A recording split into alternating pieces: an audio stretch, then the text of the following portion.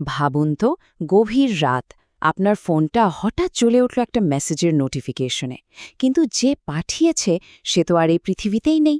একটা আধুনিক বাংলা ভূতের গল্প কিভাবে টেকনোলজিকে ব্যবহার করে আমাদের মনে ভয় আর অস্বস্তির একটা অদ্ভুত মিশেল তৈরি করে, চলুন আজ সেটাই একটু ভেঙে দেখি। গল্পের শুরুটা হয় ঠিক এভাবেই। যখন চারপাশ একদম নিস্তব্ধ, তখন গল্পের মূল চরিত্র মেঘলার ফোনে একটা মেসেজ আসে। প্রশ্নটা খুবই সাধারণ, তুমি এখনো জেগে আছো? কিন্তু এই আপাত নিরীহ প্রশ্নটার মধ্যে লুকিয়ে আছে আসল ভয়ের শুরুটা। আর ভয়টা প্রথম ধাক্কা দেয় ঠিক এইখানে। প্রেরকের নামটা যখন স্ক্রিনে ভেসে ওঠে, অর্ণব, এই নামটা দেখার সাথে সাথেই মেঘলার পুরো পৃথিবী যেন ওলটপালট হয়ে যায়। কারণ এই নামের পেছনের সত্যিটা মেনে নেওয়া প্রায় অসম্ভব। আসল ঘটনাটা হলো অর্ণব মেঘলার প্রাক্তন প্রেমিক, যে ঠিক 6 মাস আগে মারা গেছে। তার মানে এই মেসেজটা কোনো সাধারণ জায়গা থেকে আসেনি, এটা এসেছে ওপারের জগৎ থেকে। ব্যাপারটা ভাবলেই গা ছমছম করে ওঠে। এখান থেকে শুরু গল্পের প্রথম পর্ব, ওপারের ডাক। এই একটা মাত্র মেসেজই মেঘলার বাস্তব আর অবাস্তবের মাঝখানের দেওয়ালটা ভেঙে দেয়। মেঘলার কাপা কাপা হাতে টাইপ করা একটাই শব্দ, কে? এই ছোট্ট প্রশ্নটার মধ্যে মিশে আছে তার অবিশ্বাস, তার ভয়, আর হয়তো কোথাও একটা ক্ষীণ আশাও। সে একটা উত্তর চায়, যদিও মনে মনে জানে যে উত্তরটা ভয়ঙ্কর হতে চলেছে। আর ঠিক তারপরে স্ক্রিনে ভেসে ওঠে ওই 3টা ডট। টাইপিং! বুকের ধুকপুকুনিটা এক মুহূর্তে বেড়ে যায়, তাই না? কারণ এই চিহ্নটার তো একটাই মানে হতে পারে, ও পাশে সত্যিই কেউ আছে, আর সে উত্তর দিচ্ছে। উত্তরটা দেখুন, এটা কিন্তু কোনো সোজা উত্তর নয়, এটা একটা অভিযোগ। এই কথাটা পুরো ব্যাপারটাকে আরও অনেক বেশি ব্যক্তিগত আর অস্বস্তিকর করে তোলে।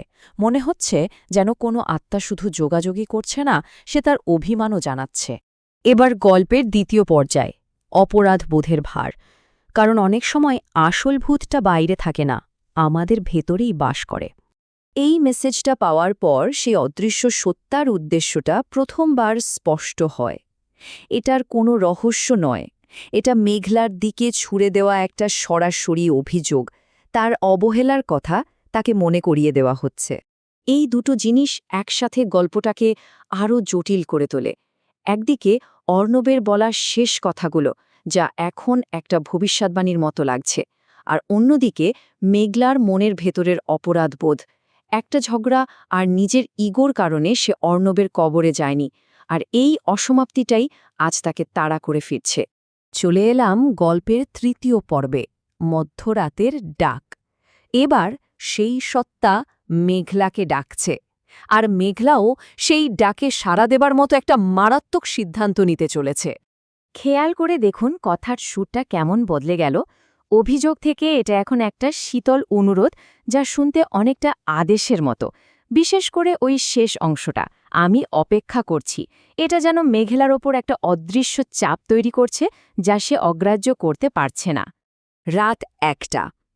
সময়টা খুব গুরুত্বপূর্ণ, কারণ এত রাতে একটা কবরস্থানে যাওয়ার সিদ্ধান্ত কতটা অযৌক্তিক, কতটা আবেগতাড়িত, তা এই সময়টাই বুঝিয়ে দেয়। মেঘলা যেন আর নিজের নিয়ন্ত্রণে নেই, অন্য কোনো শক্তি তাকে টেনে নিয়ে যাচ্ছে।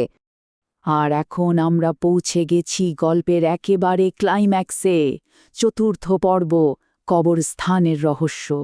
এখান থেকে মেঘলার প্রতিটি পদক্ষেপের সাথে ভয়ের পারদ চড়তে থাকবে। একবার দৃশ্যটা ভাবার চেষ্টা করুন। মেঘলা কবরস্থানে এসে দাঁড়িয়েছে, চারদিকে মিশমিশে অন্ধকার আর কবরের নিস্তব্ধতা। ওর মনে হচ্ছে কেউ যেন ওকে দেখছে, কোনো একটা অদৃশ্য চোখ। পুরো পরিবেশটাই যেন ভয়ের জন্য তৈরি। ঠিক যখন সে অর্ণবের কবরের সামনে, ঠিক তখনই ফোনে এই নতুন মেসেজটা আসে। এটা একটা সরাসরি নির্দেশ, তাকে যেন বাধ্য করা হচ্ছে ভয়ঙ্কর কোনো কিছুর মুখোমুখি হওয়ার জন্য। ওর হার্টবিট তখন চূড়ান্ত পর্যায়ে, কি আছে পেছনেও জানে না, কিন্তু সেই অদৃশ্য নির্দেশেও খুব ধীরে ধীরে ঘুরতে থাকে। এই মুহূর্তের টেনশনটা একদম চরমে। কিন্তু পেছনে কেউ নেই, কিচ্ছু নেই, একদম ফাঁকা। এক মুহূর্তের জন্য হয়তো মেঘলা একটু স্বস্তি পায়, কিন্তু পরক্ষণে বিভ্রান্তিটা আরও বেড়ে যায়। তাহলে কে পাঠাচ্ছে এই মেসেজগুলো? আর ঠিক সেই মুহূর্তে আসে গল্পের সবচেয়ে বড় টুইস্ট। এই কথাটা কোনো মেসেজে আসে না, এটা ওর কানের কাছে একটা ফিসফিসানি হয়ে ভেসে আসে। তার মানে সেই উপস্থিতিটা পেছনে ছিল না, ছিল ওর একদম পাশেই, যা ও দেখতে পায়নি। গল্পের শেষ পর্ব, অন্তিম এক প্রতিধ্বনি। গল্প হয়তো এখানে শেষ হচ্ছে, কিন্তু ভয়টা নয়। পরের দিন সকালে মেঘলাকে ওই কবরের পাশেই অজ্ঞান অবস্থায় পাওয়া যায়। বোঝাই যাচ্ছে সেই রাতের ঘটনা তার ওপর কী সাংঘাতিক প্রভাব ফেলেছে। ওর পাশে পড়ে থাকা ফোনের স্ক্রিনে এই শেষ মেসেজটা দেখা যায়। এটা একটা অশুভ ঘোষণা, একটা চিরস্থায়ী অলৌকিক বন্ধনের ইঙ্গিত। মেঘলার আর মুক্তি নেই, সে এখন অর্ণবের ডিজিটাল আত্মার সাথে চিরদিনের জন্য বাধা পড়ে গেছে। আচ্ছা, এই গল্পটা এত ভালোভাবে কাজ করে কেন? প্রথমত, এটা একটা আধুনিক ভয়কে তুলে ধরে যেখানে প্রযুক্তি নিজেই ভূতের মাধ্যম হয়ে ওঠে। দ্বিতীয়ত, এটা অপরাধবোধের মতো একটা চিরকালীন অনুভূতিকে ব্যবহার করে, যা যে কোনো ভূতের চেয়েও বেশি ভয়ঙ্কর। আর সবশেষে গল্পটা একটা প্রশ্ন রেখে যায়, এটা কি সত্যিই কোনো ভূতের কাণ্ড, নাকি পুরোটাই মেঘলার মানসিক ভ্রম? এই পুরো বিশ্লেষণটা আমাদের একটা বড় প্রশ্নের সামনে এনে দাঁড় করায়। ডিজিটাল প্রতিধ্বনির এই যুগে আমাদের মৃত্যুর সাথে সাথে আসলে কোন জিনিসটা শেষ হয়ে যায়? আমাদের ডিজিটাল অস্তিত্ব কি আমাদের পরেও থেকে যায়, ঠিক অর্ণবের মতো? এটা কিন্তু ভাবনার বিষয়।